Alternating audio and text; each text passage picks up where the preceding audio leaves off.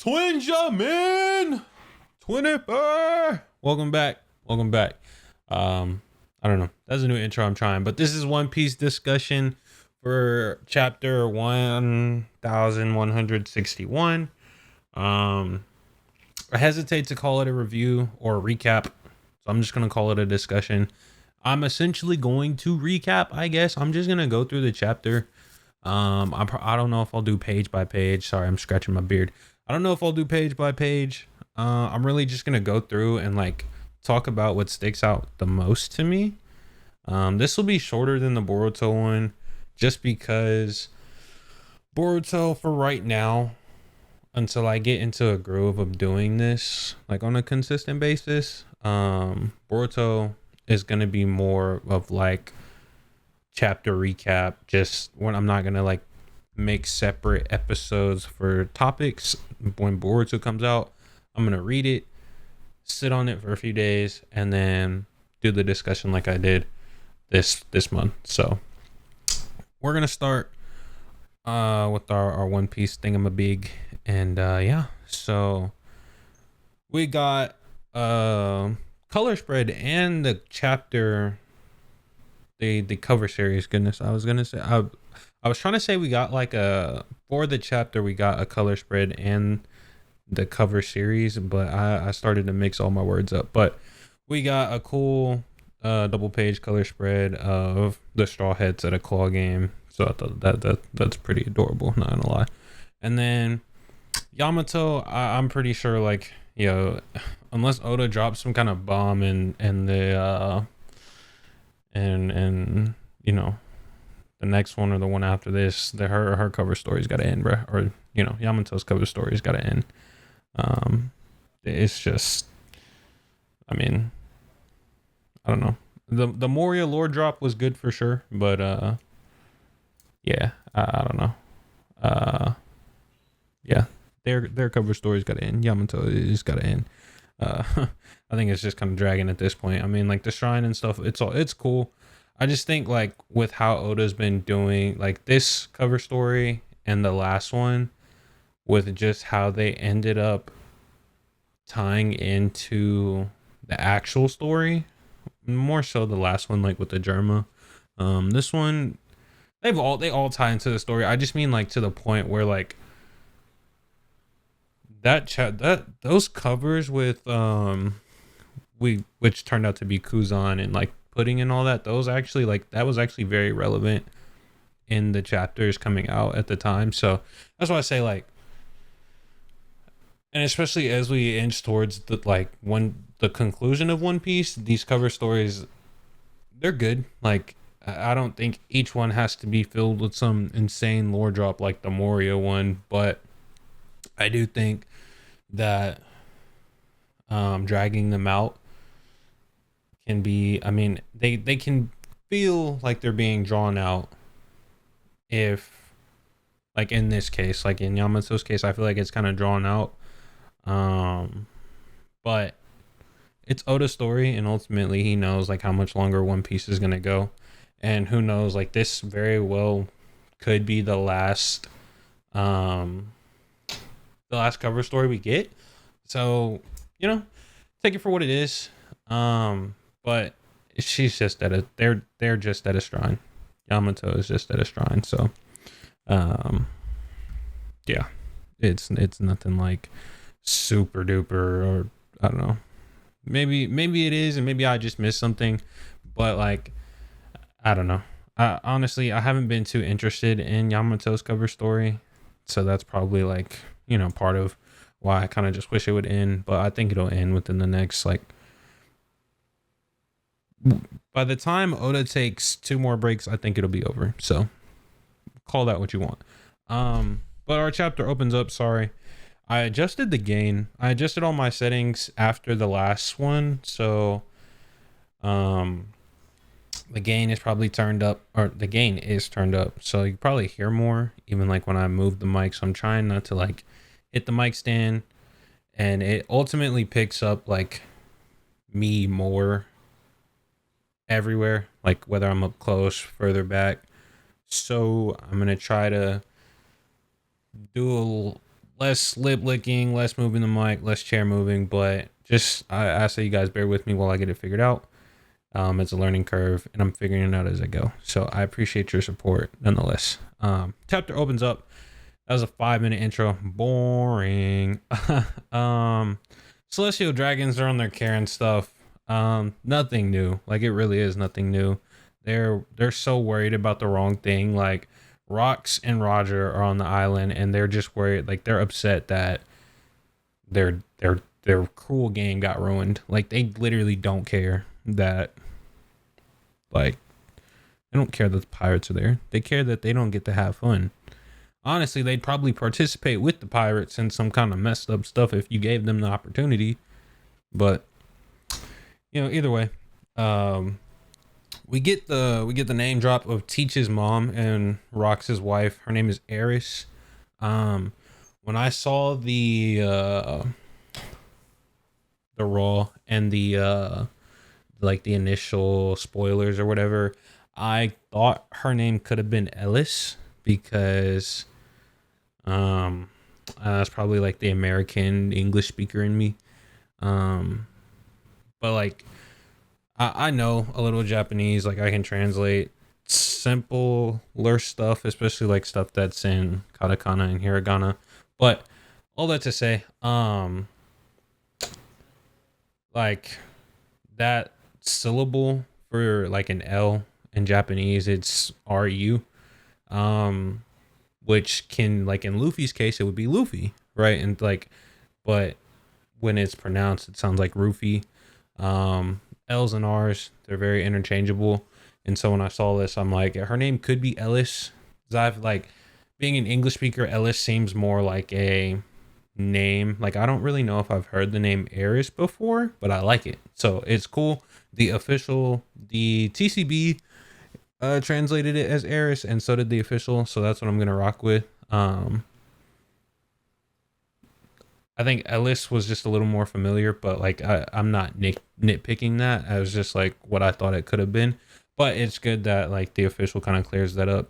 Usually things that the official and TCB come to the same conclusion on, I don't really tend to doubt a whole lot. There are some things that like TCB will do that the official will change, and you kind of just have to, or vice versa, like the like I don't know what I'm trying to say, but like one will keep it one way, one will do it the other way. They'll do it differently, and in times one will be right, one will be wrong, and that like that's what I mean by the vice versa. Like the official could be wrong. Japanese is very context heavy, and just sometimes, and this is more of a gripe I have with Boruto's translator than One Piece, because the One Piece translator, I think it's a guy. I think it's Steven. I think he's pretty on top of it. Like there's been very few times where I've been reading his translations and I'm like, I don't like that. TCB, their quality, I would say since like the start of Elbaf and even probably into the back half of Egghead, it's been like there's just been too many like mistranslations, and that's part of the reason I'm like waiting until the official One Piece chapter comes out to do this, because the TCB, like I've seen too many errors that are major enough to have like complete, like when they're translated to English, the context of the scene is completely different, and it can mess with the perception of the next page or the next panel or even the rest of the chapter, just depending on what the scene is. And that's kind of why I wait to do like One Piece. I wait for the official. Boruto's a little different. Like the Boruto translator, I think it's a woman. I've heard several people refer to the Boruto translator as a woman, so I'm gonna go with she. But she does like it's minor things, but those minor things add up. Like Gosh, this is supposed to be a One Piece discussion, but that's the point. This is a podcast style thing. So there are going to be tangents, and I hope that you guys enjoy the tangents. But the Boruto translator, a good example of this is the first time Sumire and Sarada, they get into it over Boruto. And a lot of native Japanese speakers, I'm not saying the Boruto translator isn't like a Japanese speaker, but I'm just saying people who like, there are people out there that fluently speak Japanese in the community that will give their thoughts on the opinions, because Boruto raws, they leak like crazy, right?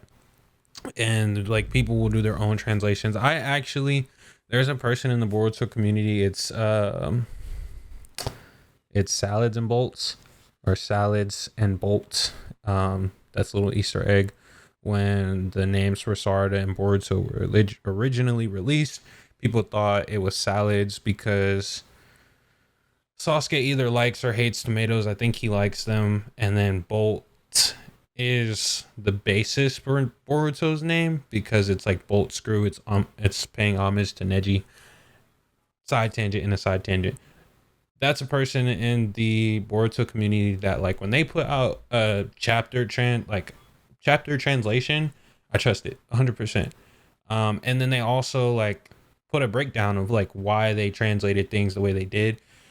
And a big gripe with Boruto's translator is like there's never translator notes. So, and like because Japanese isn't one-to-one with English and it's very context heavy, those minor changes without translator notes, without any kind of understanding, it just makes it can bite you later on, right? And so when Ryu in the Sand called Sarada like I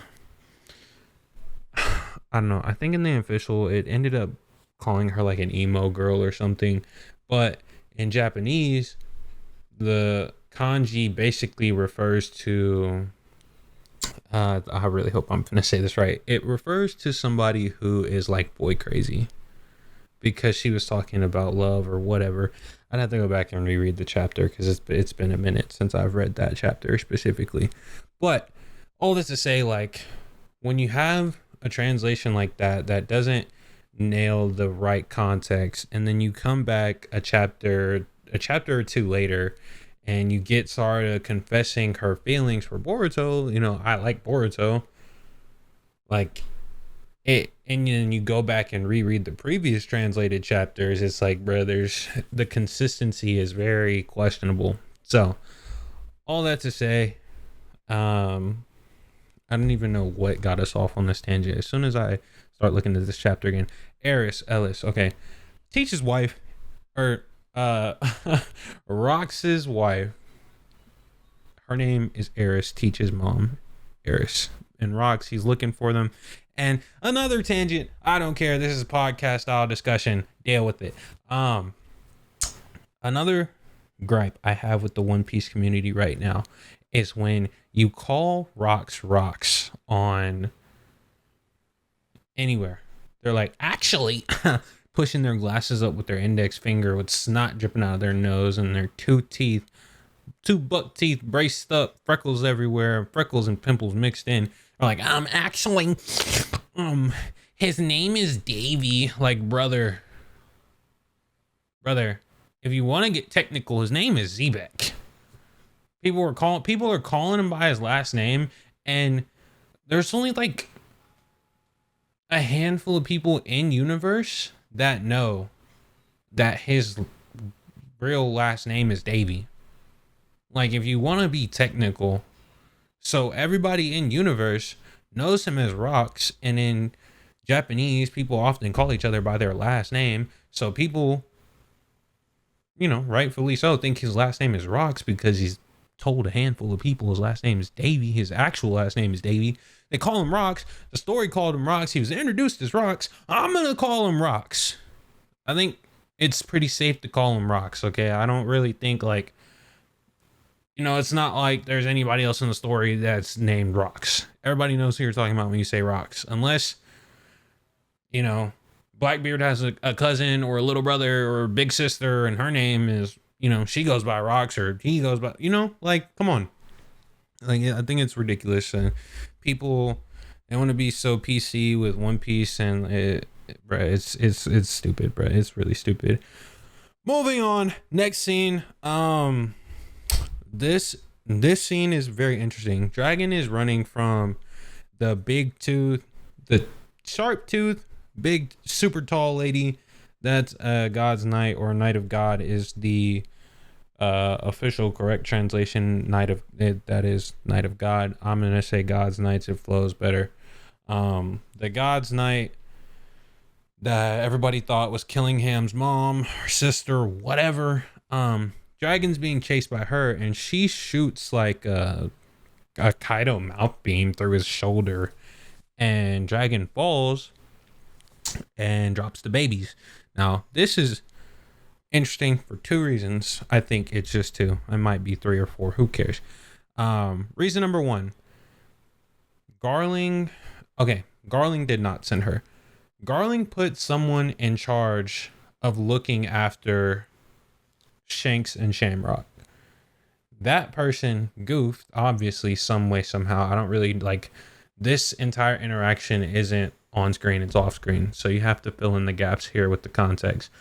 Garling put somebody in charge of looking after those babies. Dragon took them, is running with them. And so whoever Garling put in charge of watching after the babies, they went like, hey, yo, I need you to find Garling's kids. And that person's like, sure, whatever. Probably, celestial dragons are messed up, probably some kind of deal in there somewhere. So I think her name is Mafi. Yeah, Mafi. We're gonna call her Mafi. She's introduced as Saint Mafi from the Satchels family. So, Holy Knights of God. That's interesting. The Holy Knight. The holy part wasn't there before, I don't think. Okay, off topic. So Mafi shoots Dragon with the beam, and she's like, oh yeah, it's Sailor with the baby. Got him. And then she's like, Garling really has a kid? Who thinks of that? Who would have thought that, right? Garling, Mr. Playboy, has a kid with some earthly, lowly woman, type deal. And Dragon, he's just like basically finna lose his mind because he's like sick to his stomach that he even helped set like everything that's going on the island up. And this is interesting. Mafi picks up a baby, but just one, right? And it's interesting to me because in the TCB, when it originally came out, I was under the impression that it was just inconsistent, right? And I think it still is inconsistent compared to the official, but I think the overall premise got nailed. So Mafi refers to Garling has a kid, right? Who can't imagine who would want to kidnap the brat, right? Kid, brat, singular, right? And so we're going to cut away from her for a second. Whitebeard and Big Mom come through. They slice her in half. She's a God's Knight, bro. She's going to regen. I can't wait for the flashback to end so we can see exactly how Conquerors like deals with that. But we get a cool double page spread of Kaido, Big Mom, Shiki, and Whitebeard using some kind of attack. It's not named, but everybody, like all the pirates of Mahachi Nosu, are just trying to turn on the Rocks pirates, and it's like, why would you do that? That's really dumb. But interesting thing is, Mafi, she's still holding a baby, and then we cut to Dragon, and Dragon looks down and sees like, yo, there's a baby here still, like unconscious, even after she's gone. Because let me make sure I'm reading this right.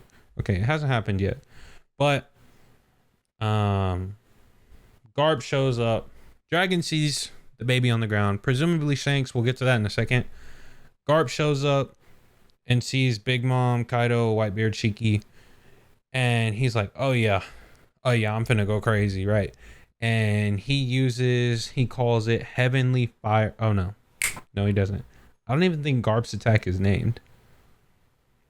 Yeah, he just says, "Come quietly, you Neptunians." That's funny. But Big Mom, she's like Prometheus, Zeus, and she uses an attack called Heavenly Fire Blitz. And I think it's funny. It's a little panel in the top right of the page. You got Dragon. He's like, "Dad, oh my goodness, no." Not the oh my goodness, no. He just goes, "Dad," but like that look on his face, he's like, "Bro, I'm down here too." Um, and then Garp, he just unleashes that punch. But then Big Mom, she unleashes her attack, and you just see this big like plume of fire and smoke. And then you have Kuma and Ivankov kind of like going through basically the events of Kuma's flashback. So we're not going to touch on that right now. But then this, I need to see this animated, and I need one of the best soundtracks behind it. Garp walks out of this fire and smoke, and he's like silhouetted, but like you see enough detail to like make out everything, but still pretty much silhouetted. But you see his eyes and the smile, kind of it's very reminiscent of what Toei did when Luffy turned Gear 5. I don't know if it's in the actual episode or just the trailer, but when it gets the close up and his face is all dark and his eyes and the smile, it's all red. This is very reminiscent of that. And Garp walks out. He's like, "You call that fire? That can't even cook a steak, buddy boo." And TCB translated it. I think TCB's translation on this part was more accurate, but they got Big Mom dropping the F-bomb. She's like, "Freak!" But, explicit. I try not to cuss. But in the official, things like that, Shonen Jump, they're always going to clean that up. Like, is so in the official, they've got her going, "Damn it." It's still funny either way, like reading that, because she's like, "Oh my goodness, that was my best attack. Ah, damn." And she's just out of there. So, Mafi, she's like, "Well, kidnapper got to be gone after all that." And then she goes, "Baby's safe and sound too. Is that good?" She's talking to the person that's in charge of the kids, right? And this is the detail you have to pay attention to. Mafi says baby's safe and sound too. Baby, singular apostrophe S, right? This baby, safe and sound. The person on the Den Mushi goes babies, BABIES, plural, multiple babies, safe and sound. Like, yo, I heard that, right? Like, I heard you correctly. Babies, safe and sound. Perfect, good. Come on back, right? There's a mix-up. And this is probably how Shanks wasn't retrieved in the first place. So, there's a theory going around that Shanks and Shamrock got mixed up. And I was like, yeah, I tried to entertain it, but when you go through the story, I guess ultimately, like, either way, Shanks is Shanks and Shamrock is Shamrock, like, as we have them now. The main point of the theory is just like the mom named one Shanks and one Shamrock. Maybe the people here on God Valley presently like have them mixed up. Like maybe Mafi has the baby named Shanks that's actually Shamrock, as we know, and then Roger end up with the baby named Shamrock that we know as Shanks. I don't know. I think that's too much jumping around. I don't know. I will always hesitate to say I don't think Oda's putting that much detail into anything, because 9 times out of 10 he probably is. This is just one of those things where I think he's not telling it explicitly, right? Like, it's not Dragon giving dialogue on, yeah, the baby's got lost. Like, he's not telling somebody this. We're seeing it as it unfolds, and you put the pieces together yourself. Like, okay, especially with the dialogue you get from Mafi, right? Like, baby safe and sound, good, right? You can see the miscommunication between those two. So you go, okay, this is how they got split up. Only question left now is how Roger and the Roger Pirates know that Shanks' name is Shanks. It's very popular for babies' names to be on their clothes, especially when they're twins. I'm assuming that's what it's going to be. His name will probably be on his collar or on his foot or something like that. Like, I've seen people do like booties. I've seen people do like on the collar of the shirt. So it'll probably be something like that. But I just wanted to address that theory. I think it's a little, like, I don't know. It's one of those things that's fun to realize, but ultimately in the end, it doesn't change anything because Shanks is Shanks, right? Like, even if he was named Shamrock at birth, Shanks is still Shanks, right? Like, there's too much throughout the story to be like, oh, Shanks that saved Luffy is actually Shamrock that's an Elbaf right now. Like, no, it's there's too much story to have that kind of theory like that. That's not plausible. So, we have that miscommunication between Mafi and the baby caretaker, the nanny, we'll call it. And Dragon's like, yo, I'm sorry, I might not be able to rescue your brother. Like, we just gotta go, bro. And then we got the sick lady, the sick God's Night lady. She's like, y'all aren't getting away. Pew, pew, pew. And she's letting it loose on pirates and the civilians of God Valley. So it's pretty cooked. But then we switch over. Pirates are giving a report like, yo, this is everything that's unfolding. We get a map like rocks. So you know how God Valley has the split, and this would be a good chance for you to pull up chapter 2. Pull up the official. It's free right now as of from the day this is uploaded for about 3 weeks. So, or 3 chapters at that. It'll be a little longer because Oda takes breaks, but pull up the chapter on Manga Plus, first read free.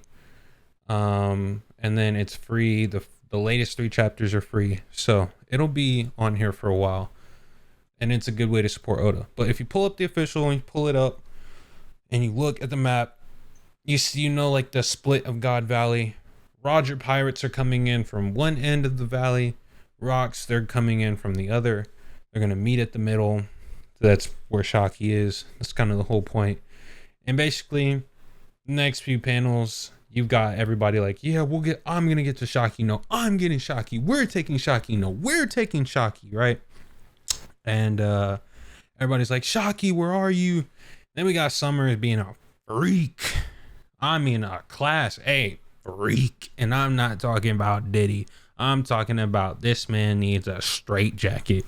He's in there. He's like taunting her, trying to get her to despair, basically. Like, surface level, he's really just being a jerk, but he's really trying to taunt her into despair, make her like cry and all that. And Shaki, props to her because she's not bending, she's not breaking right here, at least not outwardly, right? She tries to attack Summers. That doesn't happen first. Summers slaps her because he's like, I don't like when a woman knows her worth. And then she kicks him back. And then he takes his little club. It looks like Kaido's Kanabo, only summer sized. Strikes her. She's on the ground. We cut back outside. Everybody's like, we gotta get to Shaki. Where is she? And Summers is just like, I wonder how they'll react if they come in here and you're just a corpse, mangled, bloody, and barely recognizable. I'm telling y'all, he's a freak. And then we get a Whitebeard and Roger clash. It doesn't look like they're not as strong as they were in the Odin flashback, but like, I mean, to the point where like, I think their weapons are still like, they're touching in this scene. So they're Conqueror's in armament isn't as strong. Like you can even see the clang that the onomatopoeia clang when like metal clashes or swords clash. So I think that's interesting. That's an interesting little panel. But this might be a tinfoil moment. I think Roger's playing around. Like I think I don't know.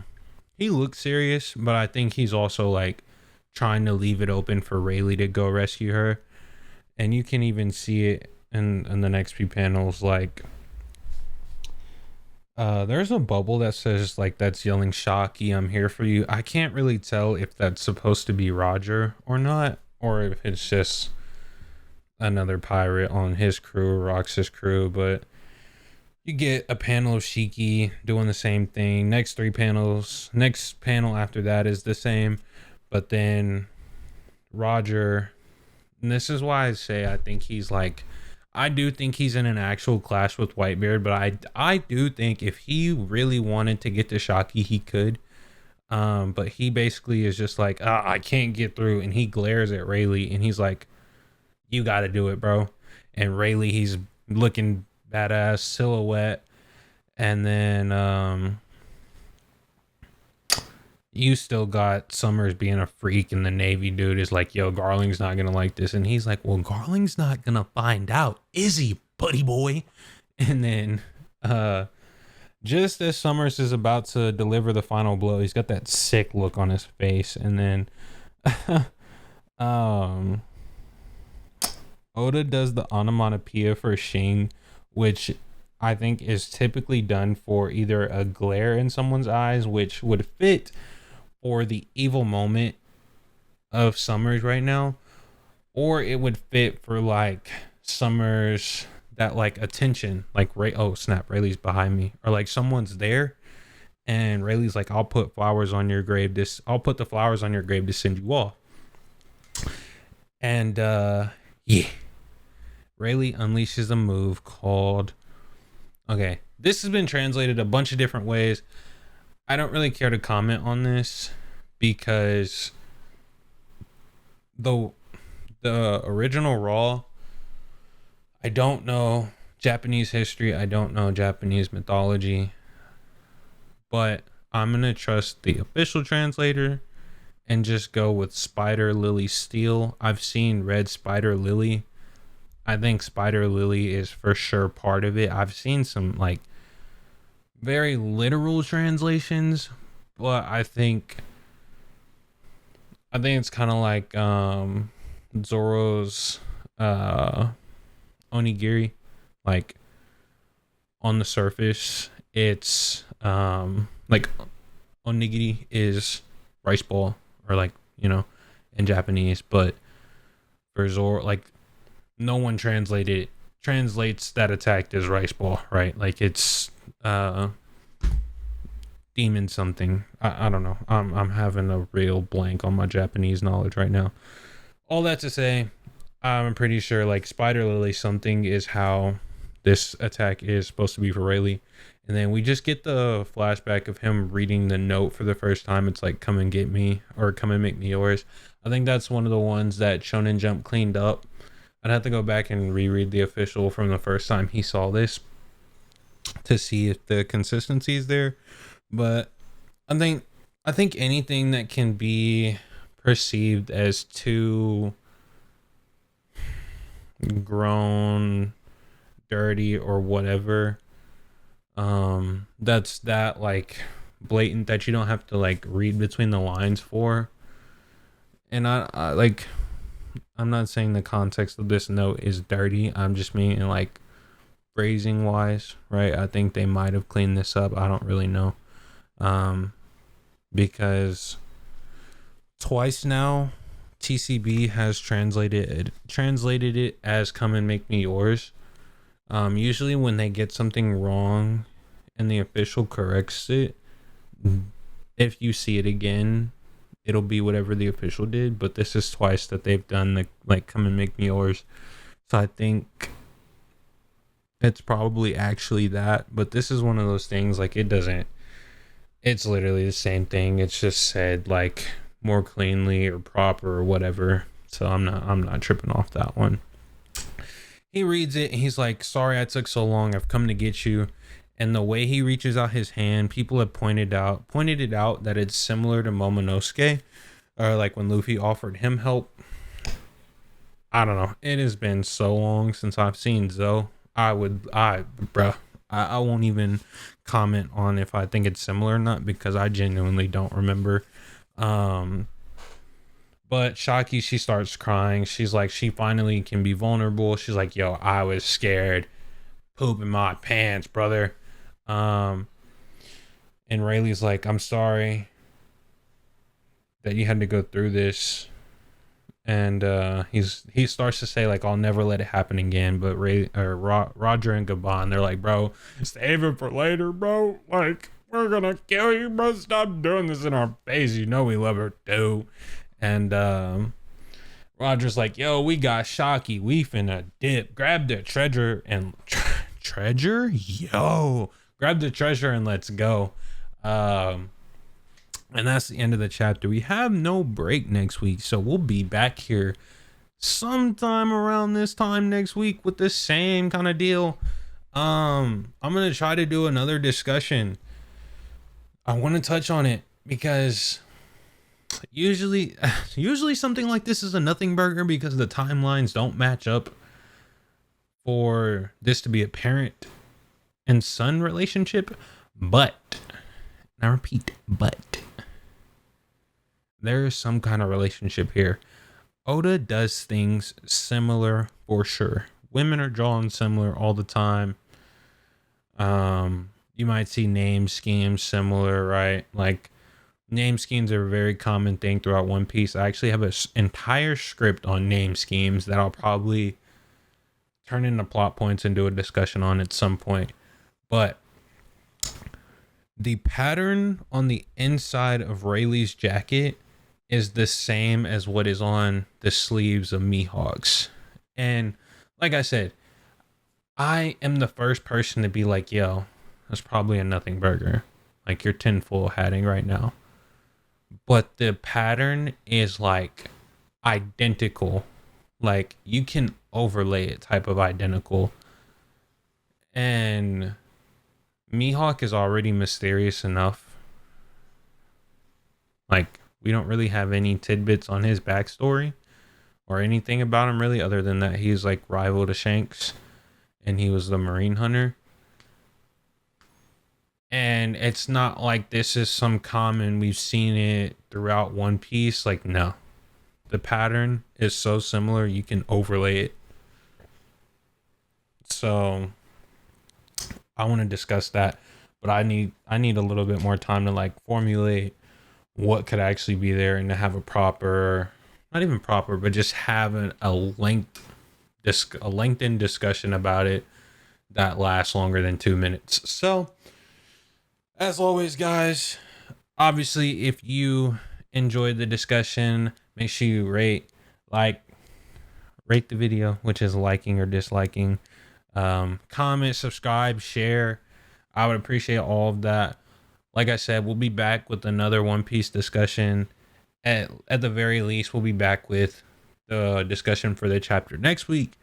But we're going to try to pump another discussion out that will have one topic, maybe two. There's a little something I want to touch on in this chapter and from a prior one, but I'll save it for that discussion. Like I said, if you enjoyed, make sure you like, comment, subscribe, and share. And I will see you guys in the next one. Peace.